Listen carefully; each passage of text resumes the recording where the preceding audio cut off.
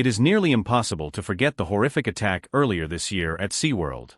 The attack that left a trainer dead, drowned by a killer whale. The water looked calm, glassy, safe, but beneath it, danger lurked. Elena Price believed she knew the Orca better than anyone. Years of trust, years of training. She thought they were partners. But nature has its own rules.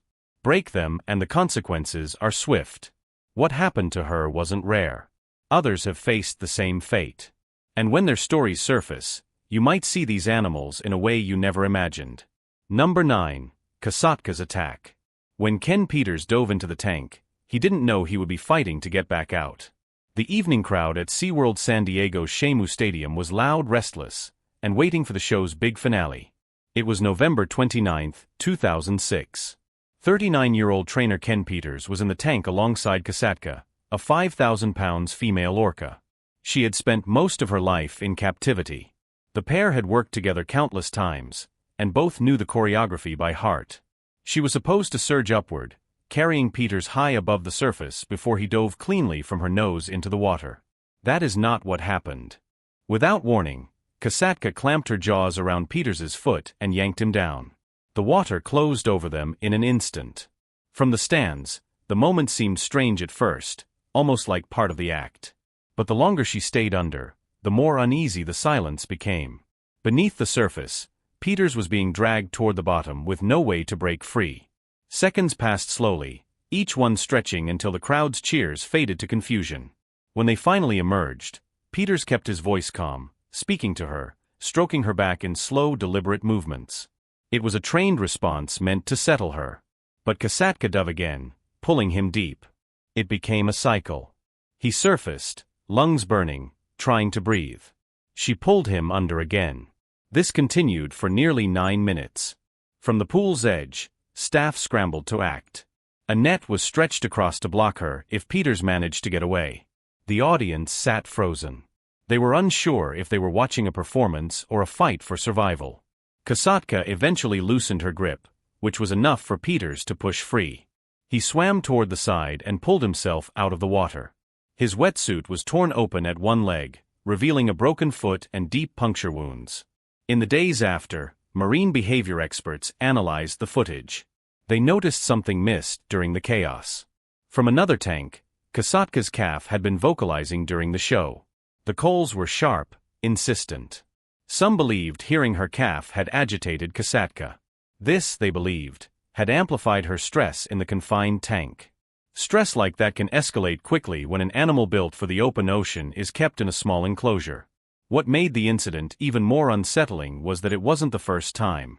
Kasatka had targeted Peters before, once in 1993, again in 1999. Each time he survived, and each time the risks were overlooked in the name of entertainment. Peters later said he never thought Kasatka intended to kill him. Even during those long minutes at the bottom, he believed she was acting out of agitation, not malice. Others saw it differently. They pointed to the hours of training, the restrictive space, and the separation from her calf. They argued that if you remove a wild orca from her natural environment, keep her in concrete walls, and demand daily performances, incidents like that night are not accidents. They are consequences waiting to happen. Number 8. The attack on Annette Eckes. The show was supposed to be light-hearted. It was April 20, 1971 at SeaWorld. Cameras were ready and the audience was smiling. The star of the act was a 17-foot killer whale named Shemu. And the plan was straightforward. Annette Eckes, the park's public relations secretary, would ride Shemu across the water in a brief but attention-grabbing stunt. She wore a bikini instead of a wetsuit. It was something that had never been done with this orca before. The first moments went smoothly. Eckes balanced on Shemu's back and glided across the tank as the crowd clapped and photographers captured every second. But what no one knew was that the performance was about to take a sharp turn. Without warning, Shemu tossed her off his back. The impact with the water was sudden and cold. Before Eckes could react, Shemu lunged forward and clamped his jaws around her leg. The pool's atmosphere shifted instantly. The playful cheers were replaced by screams and shouts. In the water, Shemu dragged her in tight circles, his grip unrelenting. From the deck, divers launched into the tank, each armed with long metal poles. They tried to force his mouth open, pushing against his powerful jaws. But the risk was clear. One wrong move could cause Shamu to bite down harder, and the damage could be catastrophic. What would happen if they pulled too hard? Would it tear muscle? Would it crush bone? The struggle continued, seconds stretching into what felt like minutes. Ekis was being towed through the water, blood clouding around her leg. The crowd continued to watch in frozen disbelief, with some covering their mouths. Finally, through coordinated effort, the divers managed to pry Shamu's mouth open just enough for Ekis to break free. She was pulled from the water, her body trembling from shock. The moment she reached the edge, she collapsed. Her injuries were severe. There were deep punctures and torn flesh that would later require 25 stitches. She was rushed to the hospital, her bikini still wet, the color of her skin pale from blood loss. When asked later why it happened, Ekis admitted she didn't know. She had been told afterward that no woman had ever ridden Shamu before and that no one had ever done so without a wetsuit. Whether that fact made any difference remained unclear.